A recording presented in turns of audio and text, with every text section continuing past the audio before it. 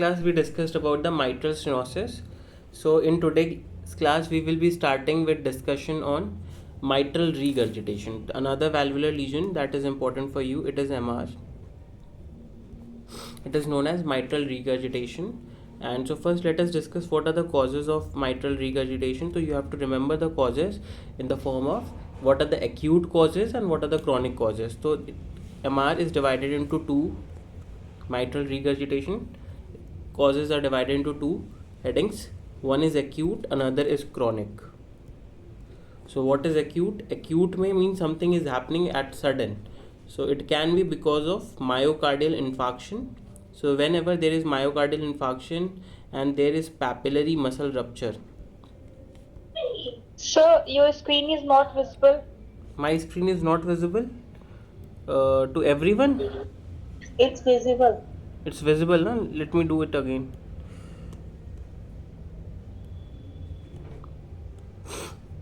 Is it visible now?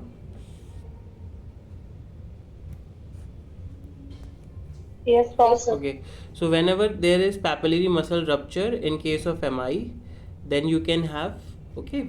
Second cause can be the infective endocarditis. Why infective endocarditis? Because you all have studied in infective endocarditis there is formation of vegetation when these vegetations involve the chordae tendineae and these chordae tendineae gets ruptured, then you can have infective endocarditis. Then you can have trauma.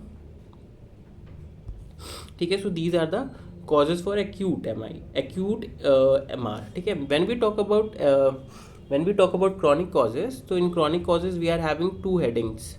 One is primary, another is secondary. ठीक है, in primary what is happening we have already discussed. It can be seen in rheumatic heart disease as well as acute rheumatic fever. Then second you can have mitral valve prolapse. MVP stands for mitral valve prolapse. Then whenever the patient is exposed to radiation, radiotherapy, radiation exposure, what does it do? It causes fibrosis of the mitral valve, है ना? Because of that it gets not closed properly, है ना? Secondary causes में means that is the problem is not of valve but something else pathology that is leading to the mitral regurgitation. So we are having DCMP, dilated cardiomyopathy. What happens in dilated? Suppose this is the normal chamber of heart. In DCMP what happens? All the four chambers of heart will be dilated like this. So when all four chambers will be dilated, so what will happen? Suppose that normal annulus of mitral valve is like this, so it will be also dilated, stretch हो जाएगा, तो वो properly close नहीं होगा, तो इसलिए वो mitral regurgitation की तरह भी act करेगा ना. So DCMP you can get in HOCM. HOCM is hypertrophic obstructive cardiomyopathy. There is a ये हम पढ़ेंगे जब हम HOCM पढ़ेंगे, तो basically MR is due to the systolic anterior motion of mitral valve. ठीक है. Third we are having whenever there is chronic atrial fibrillation, so it leads to left atria enlargement, है ना. तो ये सारे causes हैं. Secondary में you have to remember just DCMP and HOCM. If you remember these two causes, it is sufficient, है ना. तो we have to remember the classification for the causes in the exam because it is asked like that only. For acute causes of MR, we are having mitral incompetence. MI. Whenever there is papillary muscle rupture, infective endocarditis. When infective endocarditis, why it happens in infective endocarditis? Because what happens? Chorda tendineae gets ruptured because of vegetation. And trauma, whenever there is trauma to the heart. In secondary causes we are having primary and second. In chronic we are having two headings, primary and secondary. In primary we are having rheumatic heart disease, acute rheumatic fever, then mitral valve prolapse, radiation therapy. And DCMP because left ventricle dilate, so annulus भी dilate हो जाता है mitral valve का, है ना. And HOCM में because we are having systolic anterior motion of the valve leaflets which we will discuss later. ठीक है, तो let us draw the structure of mitral valve. How does it looks like? तो हम क्या करेंगे, हम इतने एरिया को, यहाँ पे इस तरह से वाल्व होती हैं, यहाँ पे पैपिलरी मसल्स होते हैं और ये तुम्हारी कॉर्डेट टेंडनी होती हैं जो वाल्व की लीफलेट से अटैच होती हैं माइट्रल वाल्व। तो हम इसको जूम करके ड्रॉ करेंगे, ठीक है। We will draw like this. So this is annulus of the valve, these are the annulus of the valve and these are the cusps of the valve, ये cusps हैं हमारे valve के, ठीक है। and these are the two papillary muscles, ठीक है। we are having two papillary muscles, one is lateral papillary muscles and medial,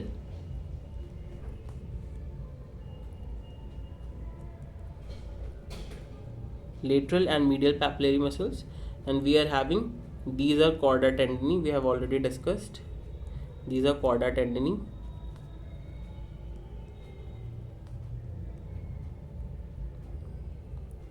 these are chorda tendini, and you all know this is the annulus ring of the, this is annulus, ठीक है। this is the annulus of the mitral valve, ठीक है। इसमें दो commercial Fisher होते हैं, वो तुम्हारे लेवल के लिए इंपॉर्टेंट नहीं, यू जस्ट नो दैट कितने लीफलेट्स होती हैं और कितने तुम्हारे वो होते हैं कॉर्डा टेंडनी किस में अटैच हो। तो अब हम माइट्रल रीगर्जिटेशन की पैथोफिजियोलॉजी पढ़ेंगे, उसमें ये पढ़ेंगे कि जब माइट्रल रीगर्जिटेट करके ब्लड ऊपर एट्रिया में जा रहा है लेफ्ट वेंट्रिकल से, तो what is happening. So put heading in a large words from a new page, that is the pathophysiology. So let us discuss pathophysiology of the mitral regurgitation, है ना। Let us start. So हम सबसे पहले इस तरह से draw करेंगे। So this is left ventricle, उसके ऊपर तुम्हारा ये लेफ्ट एट्रिया हो गया, दिस इज लेफ्ट एट्रिया, और ये लेफ्ट वेंट्रिकल से बाहर निकलता हुआ एओर्टा, दिस इज एओर्टा, ठीक है। ये लेफ्ट वेंट्रिकल से बाहर निकलने वाला ब्लड एओर्टा हो गया, और ये वाला जो तुम्हारा वाल्व है ये तुम्हारा माइट्रल वाल्व हो गया, जो कि प्रॉपर्ली क्लोज नहीं हो रहा है ना। सो क्या होगा ड्यूरिंग सिस्टोल, अब सिस्टोल होगा, वेंट्रिकल कॉन्ट्रैक्ट करेगा, this is L V, this is L A, ठीक है। ये एल ए है, ये एल वी है, ठीक है। जब सिस्टोल होगा वेंट्रिकल कॉन्ट्रैक्ट करेगा, so what happens, your red is blood, okay. Normally blood has to go from aorta, aorta से बाहर होना चाहिए और माइट्रल वाल्व को क्लोज होना चाहिए नॉर्मली, पर माइट्रल वाल्व क्लोज नहीं हो रहा, तो blood will also go in left atria from left ventricle during systole, है ना। तो this is the pathophysio, this is the problem only, है ना। तो लेफ्ट एट्रिया में जाएगा, तो यू ऑल नो अब left atria will be under volume overload, तो लेफ्ट एट्रिया विल डायलेट, ठीक है। लेफ्ट एट्रिया विल डायलेट, ठीक है। अब लेफ्ट एट्रिया डायलेट करेगा, ठीक है। अब ध्यान से सुनना, उसके बाद क्या होगा, अब जब तुम्हारा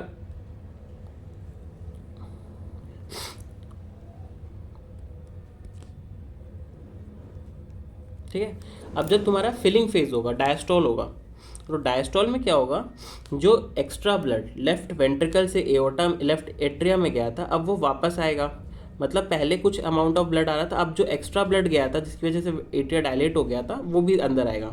तो इसका मतलब अब लेफ्ट वेंट्रिकल भी तुम्हारा, लेफ्ट वेंट्रिकल में भी ज़्यादा ब्लड आ रहा है, तो that's why you will say that this is a state of volume overload. तो अब तुम्हारा लेफ्ट वेंट्रिकल भी वॉल्यूम ओवरलोड में रहेगा ना। तो लेट अस सी, तो देखो ध्यान से, तो अब पहले लेफ्ट एट्रिया डायलेट हो गया, अब लेफ्ट वेंट्रिकल भी वॉल्यूम ओवरलोड में जाएगा, तो left atria will also dilate, तो left ventricle will also undergo dilatation. So can you tell me which type of hypertrophy will this left ventricle will be undergoing? Will be a concentric or eccentric? Volume overload type की होगी कि pressure overload type की आएगी? It will be eccentric. It will be eccentric type of hypertrophy. Chambers dilate कर जाएंगे, है ना। तो यहाँ पे लिखो, here what is happening? Left atria enlarge, why it enlarge? Because of increased blood, ठीक है। यहाँ पे क्या हो रहा है, लेफ्ट वेंट्रिकल वॉल्यूम ओवरलोड में है, लेफ्ट वेंट्रिकल वॉल्यूम ओवरलोड में है ना, लेफ्ट वेंट्रिकल वॉल्यूम ओवरलोड में है because of the large blood, so it is undergoing what, it is undergoing eccentric type of hypertrophy, है ना, volume enlargement, eccentric type of hypertrophy. अब तुम ध्यान से सुनो, अब ध्यान से सुनना जो मैं बहुत अच्छी बात बताने जा रहा हूँ, ठीक है। तुम लोगों ने फ्रैंकलिन्स लॉ पढ़ा है, Frank Starling law. What is Frank Starling law?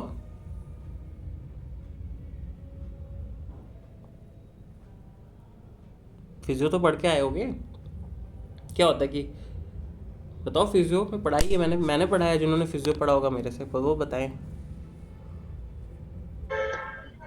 ये चैम्बर्स तब तक फील होते रहेंगे जब तक उसका मतलब कैपेसिटी रहता है, नहीं ऐसा कुछ नहीं। पुनीता तुम बताओ बेटा, what is Frank Starling law?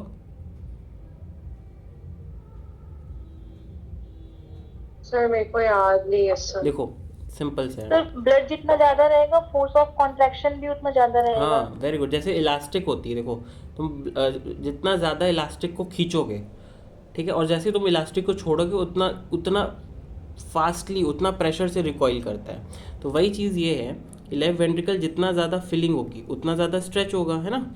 और जब वो डायस्टोल में जाएगा, सॉरी, जब वो वापस से रिकॉइल करेगा स्ट्रेचिंग के बाद, तो वो फोर्स ऑफ कॉन्ट्रैक्शन और ज़्यादा बढ़ जाएगा, है ना। तो इसी को हम बोलते हैं फ्रैंक स्टार्लिंग लॉ। तो इसेंट्रिक हाइपरट्रॉफी हुई, तो यहाँ पे इसीलिए there is increased force of contraction, ठीक है, बिकॉज ऑफ। तो जब फोर्स ऑफ कॉन्ट्रैक्शन ज़्यादा होगा तो कार्डियक आउटपुट भी बढ़ जाएगा, कार्डियक आउटपुट बढ़ेगा, है ना, कार्डियक आउटपुट भी बढ़ेगा, है ना। तो दैट्स वाई, इसीलिए हम कहते हैं जो हमने तुम्हें जब वॉल्यूम ओवरलोड कंडीशंस पढ़ाई थी, याद करो, हाइपर डायनेमिक एपेक्स पढ़ा रहे थे, तो वॉल्यूम ओवरलोड कंडीशंस में हमने कार्डियक कॉजेज में तुम्हें दो कॉजेज दिखाए थे, एक AR था और दूसरा MR था, है ना। तो वॉल्यूम ओवरलोड का मतलब भी यही होता है कि कार्डियक आउटपुट ज़्यादा हो रहा है। तो कार्डियक आउटपुट इसलिए ज़्यादा हो रहा है बिकॉज ऑफ इसेंट्रिक हाइपरट्रॉफी, और स्ट्रेच हो रहा है हार्ट, और इसीलिए जब वो कॉन्ट्रैक्ट करो तो एक फोर्सफुल कॉन्ट्रैक्शन के साथ सारा ब्लड इजेक्ट आउट कर दे रहा है एओर्टा में, और मतलब एट्रिया में जा रहा है ब्लड, उसके अलावा वो लेफ्ट तुम्हारा एओर्टा के थ्रू ज़्यादा ब्लड जा रहा है, ठीक है। तो this is Frank Starling law, इसीलिए हम इसे वॉल्यूम ओवरलोड कंडीशंस बोलते हैं, ठीक है। तो हम now let us see the symptoms, what symptoms these patients will be having. The earliest symptom will be fatigue. Patient will be having fatigue. Second symptom, palpitations. Patient को palpitations होंगे. Third patient will be having dyspnea. Third patient will be having dyspnea, ठीक है। Dyspnoea का cause तुम्हें अब easily तुम्हें पता है, तुम अपने हिसाब से डिसाइड कर सकते हो। सर तुम क्या बोलोगे एग्जामिनर को कि सर लेफ्ट एट्रिया में प्रेशर बढ़ रहा है, लेफ्ट एट्रिया में ब्लड जा रहा है, तो यहाँ पे क्या है, पल्मोनरी वेन्स हैं, पल्मोनरी वेन में प्रेशर पड़ेगा, पल्मोनरी आर्टरी में प्रेशर पड़ेगा, है ना। तो इस तरह से तुम डिसाइड कर सकते हो, ठीक है। तो patient is having dyspnea also, ठीक है। अब साइंस क्या मिलेंगे, क्या क्या तुम देख सकते हो, पल्स कैसी होगी, ठीक है, रैप हाई वॉल्यूम पल्स, ठीक है। देन JVP कैसा होगा, JVP नॉट रेस्ड, ठीक है, JVP नॉट रेस्ड, ठीक है, नॉर्मली नॉट रेस्ड, ठीक है, बाद में पड़ेगा। एपेक्स, अब एपेक्स तुम लोग बताओ कैसा एपेक्स मिलेगा इस पेशेंट में, हाइपर डायनेमिक एपेक्स, ठीक है, वॉल्यूम ओवरलोड में मिलता है ना। अच्छा अब यहाँ पे ये बताओ क्या एपेक्स शिफ्ट होगा। मैंने लास्ट क्लास में जो वीडियो पढ़ाई थी, वो जो वीडियो भेजा था MS का, वो बहुत बढ़िया वीडियो था, अगर तुम लोगों ने देखा होगा, उसमें मैंने सबसे आराम से पढ़ाया था और एक एक चीज़ पढ़ाई थी तुम्हें, ठीक है। अब तुम मुझे इसमें बताओ इसमें एपेक्स का क्या होगा, नॉर्मली एपेक्स कहाँ मिलता है, बताओ जल्दी से। नहीं sorry, fifth intercostal space, just medial to the mid clavicular line, ऐसे बोलो, ठीक है। Fifth intercostal space just medial to the mid clavicular line. तो ये अब एपेक्स कौन सा चेम्बर बना रहा है, लेफ्ट वेंट्रिकल, लेफ्ट वेंट्रिकल। तो यहाँ पे लेफ्ट वेंट्रिकल क्या हो रहा है, इनलार्ज हो रहा है, तो एपेक्स शिफ्ट होगा, शिफ्ट होगा, एपेक्स शिफ्ट होगा, है ना। तो एक्सेंट्रिक हाइपरट्रॉफी है तो हाँ हाँ शिफ्ट होगा, ऑब्वियसली, क्यों नहीं शिफ्ट होगा। एक्सेंट्रिक में क्या होता है, ये नॉर्मल चेम्बर है, ठीक है। अगर अंदर अंदर अंदर अंदर ऐसे प्रेशर बढ़ रहा है, ऐसे मास बढ़ रहा है, ऐसे मास बढ़ रहा है, तो ये क्या हो गया, कंसेंट्रिक टाइप का। इसेंट्रिक में क्या है, पानी भर रहा हो, गुब्बारे में पानी भर रहा हो, तो वो ऐसे इनलार्ज होगा, मास ज़्यादा नहीं होगा पर इनलार्जमेंट होगा उसका, है ना। समझ में आ गया ना जी बॉस, ठीक है। तो क्या होगा, एपेक्स कहाँ शिफ्ट करेगा, apex will be shifted laterally, जो नॉर्मल एपेक्स होता है, लेटरली एंड डाउनवर्ड, ठीक है, हटा दो, ठीक है। इतनी ये चीज़ें तुम्हें इंपॉर्टेंट है, ठीक है। तो देखो इसीलिए मैंने जो बेसिक पढ़ाया था वो तुम्हारा अब काम आएगा, ठीक है। अब हार्ड साउंड्स में आओ, अब तुम लोग बताओगे हार्ड साउंड्स पे S1 का क्या होगा, सॉफ्ट होगी कि लाउड होगी, बताओ, थोड़ा सा दिमाग लगाओ, क्लोज नहीं हो रहा है कोई चीज़, तो क्या होगा, आउट होगी। क्यों लाउड होगी? एवी वैल्व ही तो है माइट्रल वैल्व, माइट्रल वैल्व के क्लोज होने से तो S1 आ रहा है। तो S1 तुम सोचो दोनों वैल्व की लीफलेट क्लोज ही नहीं हो पा रही प्रॉपर्ली, तो सॉफ्ट नहीं होगी साउंड। S2 कैसा होगा? पल्मोनरी आर्टरी हाइपरटेंशन इसमें भी होगा बाद में जाके, तो P2 लाउड होगा। P2 लाउड तभी होगा जब patient is having pulmonary artery hypertension. ठीक है, इतना ज़्यादा रख लो। इसमें कौन सा वेंट्रिकल पहले फेल करेगा, लेफ्ट वेंट्रिकल की राइट वेंट्रिकल? जल्दी बताओ, बोलो बोलो। अरे कौन सा चेंबर इनलार्ज कर रहा है पहले, लेफ्ट वेंट्रिकल इनलार्ज कर रहा है कि राइट कर रहा है? पहले लेफ्ट कर रहा है ना, तो लेफ्ट वेंट्रिकल फेलियर होगा तो पेशेंट को क्या होगा, LVS3 आएगा। ठीक है, और फिर तुम्हारा S4 भी आ सकता है। ठीक है, अब इसमें मरमर कैसी होती है, ये दिमाग लगाने वाली चीज़ है। अब ये इसका आंसर आप लोग देंगे। कल का वीडियो मैंने इसीलिए डाला था कि इसको आराम से तुम लोग बार बार देखो। ठीक है, अब मुझे ये बताओ, इसका जो मरमर होगा वो सिस्टोल में आएगा कि डायस्टोल में आएगा? पहले ये बताओ।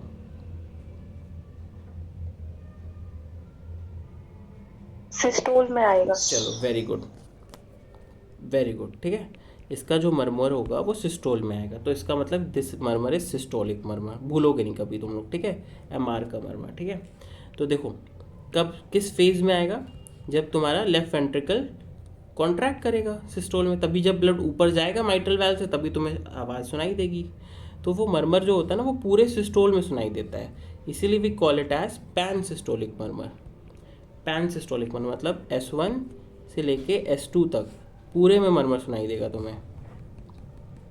It is pan systolic murmur. ठीक है, और S1 कैसा होता है, सॉफ्ट S1 होगा। ठीक है, सॉफ्ट S1 होगा। ठीक है, अब ध्यान से सुनना, तुमसे पूछा जाता है एग्जाम में साइट, तो मरमर की साइट क्या होगी, माइट्रल एरिया कहाँ पे बेटा, बताओ बताओ?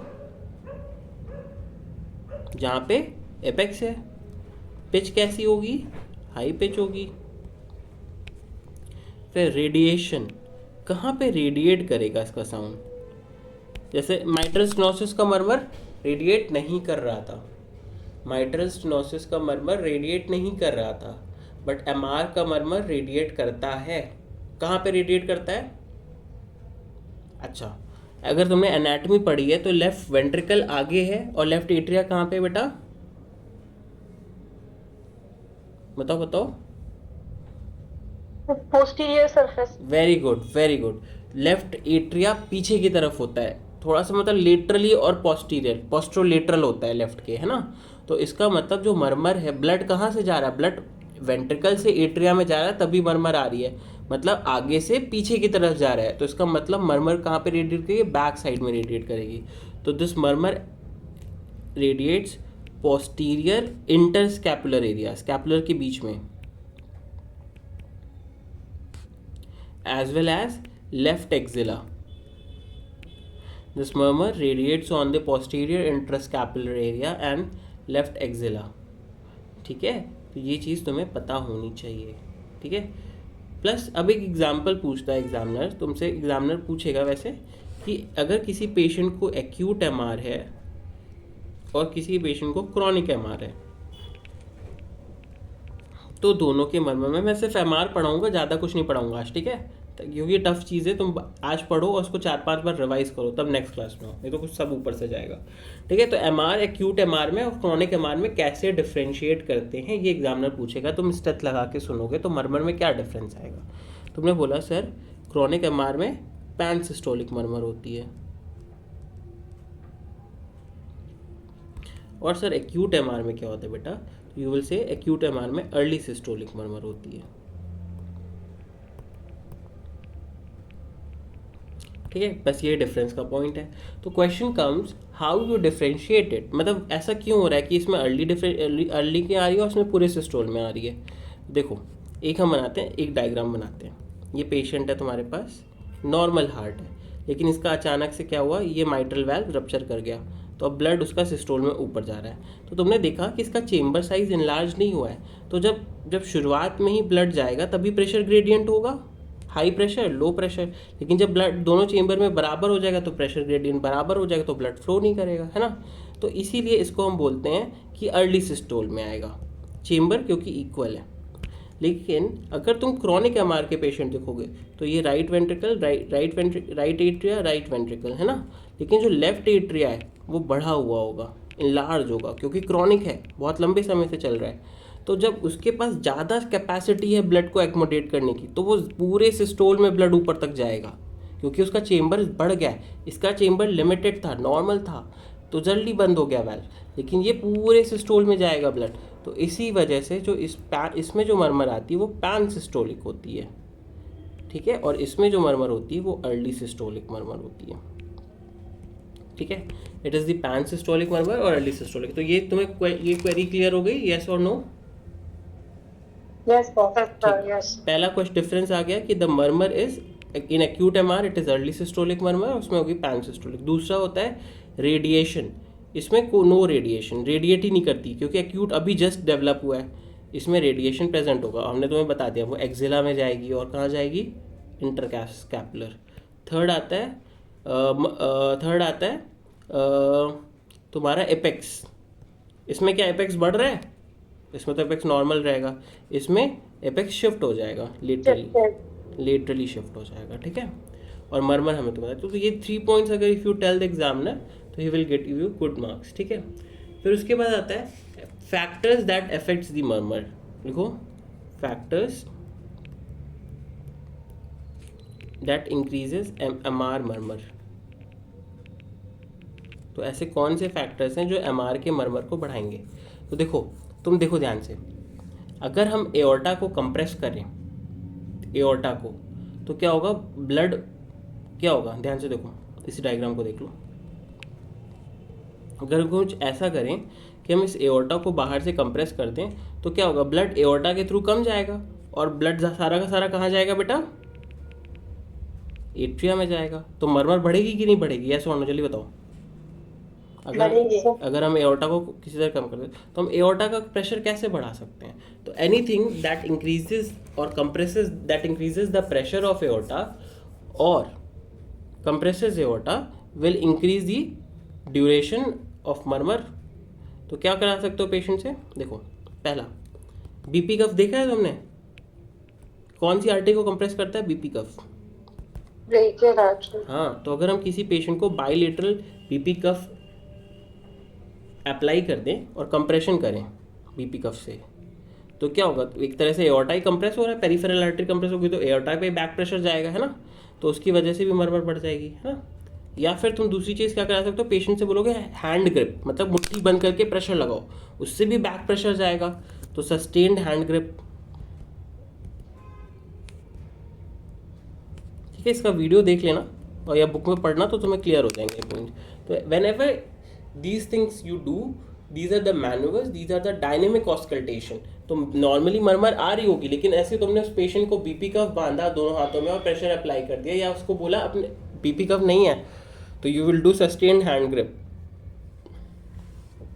And when you ask the patient to do sustained hand grip the murmur will increase, ठीक है, द मरमर विल इंक्रीज, ठीक है। इसकी पोजीशन क्या होगी, इस मरमर की सुनने की पोजीशन क्या होगी, कौन बताएगा? लेफ्ट साइडेड मरमर है तो कैसे सुनेंगे, ज्यादा अच्छे से सुनाई देगा, बताओ। Left lateral decubitus. Very good, it will be heard better in left lateral decubitus. Which phase of respiration? Expiration. अब तुम तो एक्सपर्ट हो गए हो।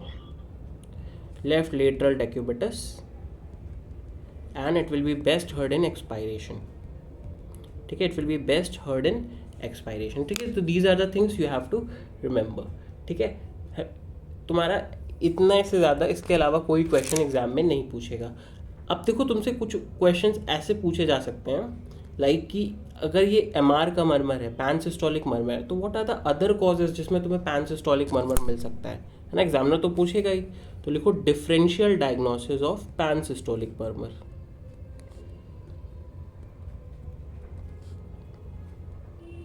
Differential diagnosis of pan systolic murmur, let us write down, ठीक है। तो पैन सिस्टोलिक मरमर की सबसे पहला डिफरेंशियल, जैसे MR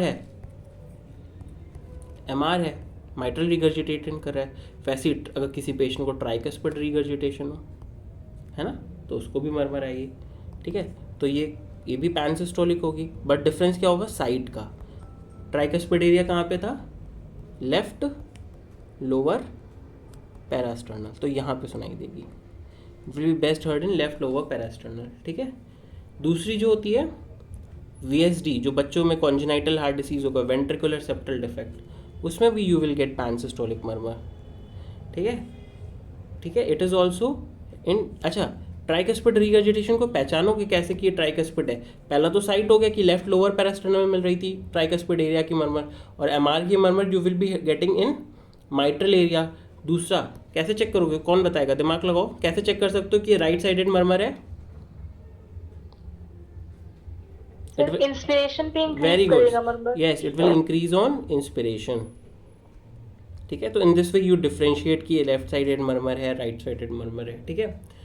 पैनसिस्टोलिक murmur you will be getting in VSD and it will be not affected by inspiration, और तुम्हें भी मिलेगी कहाँ पे भी, same area, left lower parasternal, left lower parasternal में ही मिलेगी। You will hear this sound in left lower parasternal area and it is not affected by respiration, ठीक है। एक्सपायरेशन और इंस्पिरेशन किसी से अफेक्टेड नहीं होती, ठीक है। एंड इट रेडिएट, जो VSD की मर्मर होती है, it radiates to the right side, it radiates to the right side, मतलब राइट एक्सिला में जा सकती है, कहीं पे भी जा सकती है, ठीक है। तो ये सारे दो डिफरेंशियल्स जो आपको एग्जाम में पूछा जाता है कि क्या क्या और चीज़ें हो सकती हैं जो MR के मर्मर को मिमिक कर सकती है, तो ये आपको पता होना चाहिए, ठीक है। अच्छा, फिर इसके बाद मैनेजमेंट होता है, वो तुम्हारे लेवल का नहीं है, उसमें इको वगैरह सर्जरीज हैं, दैट इज़ नॉट इम्पॉर्टेंट। तो फिर से सुन लो एक बार, कल का एक्सरे याद है? एक्सरे पढ़ा था जाके? ठीक है, चलो मैं कुछ क्वेश्चंस पूछता हूँ, बताओ मेरे को। What are the structures that form right heart border, बताओ जल्दी से। Right heart border SVC, right atrium and iris. What is this? What is this? Right atrium. Very good. What is this? SVC. What is this?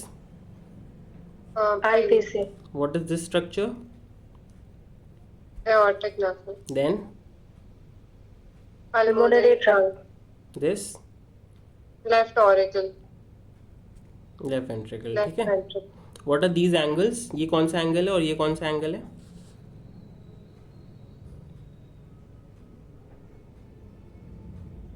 ये तो मैंने बाहर का पूछ लिया, इसलिए तो पूछा ताकि बता सकूँ तुम्हें। ये क्या नीचे, क्या है, ये नीचे वाला लाइन ड्रॉ कर रहा हूँ, व्हाट इज दिस स्ट्रक्चर? अरे this is diaphragm. Inferior border of. No this is diaphragm, ठीक है, दिस इज डायफ्राम, ठीक है। फिर से देखो एक मिनट को, देखो दिस इज योर डायफ्राम, ठीक है, दिस इज योर डायफ्राम। कौन सा डायफ्राम ऊपर है, राइट की लेफ्ट? Right. हाँ, राइट डायफ्राम इज ऑलवेज ऊपर, why? We are having Liver accommodate कर. लिवर है यहाँ पे, ठीक है, यहाँ पे लिवर है, ठीक है। Can you see this gas shadow, ये कौन सा गैस शैडो है? अभी तो इसमें क्लियरली ब्रेस्ट शैडो आ रहा है, एक्चुअली ये वाइट कलर का जो भी है ब्रेस्ट शैडो, ठीक है, ये पूरा। तो कंफ्यूज मत होना, कोई ओपेसिटी नहीं, फीमेल का एक्सरे, ठीक है। तो यहाँ पे इस तरह की ओपेसिटी आ रही है, तो मैं दिखा देता हूँ, ये इस तरह से ओपेसिटी गैस आती है, ये क्या होती है? This is your fundus of stomach, fundal gas, ठीक है, ये पता होना चाहिए तुम्हें, कंफ्यूज मत हो जाना, ठीक है। तो मैं दो एंगल्स बता रहा हूँ। Empty area होता है stomach का. स्टमक का एम्प्टी एरिया ऐसे, ये देखो, ये है तुम्हारा Fundus मतलब. ये तुम्हारा, ये क्या है, खाना होगा, गैस होगी, जो भी HCl होगा, ये उतना यहाँ पे खाली रहेगा ना, गैस होगी, तो that appears as fundal gas, ठीक है।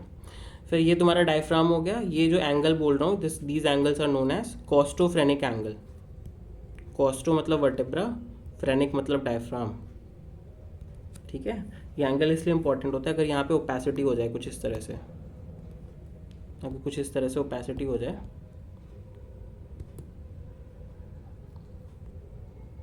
Like this,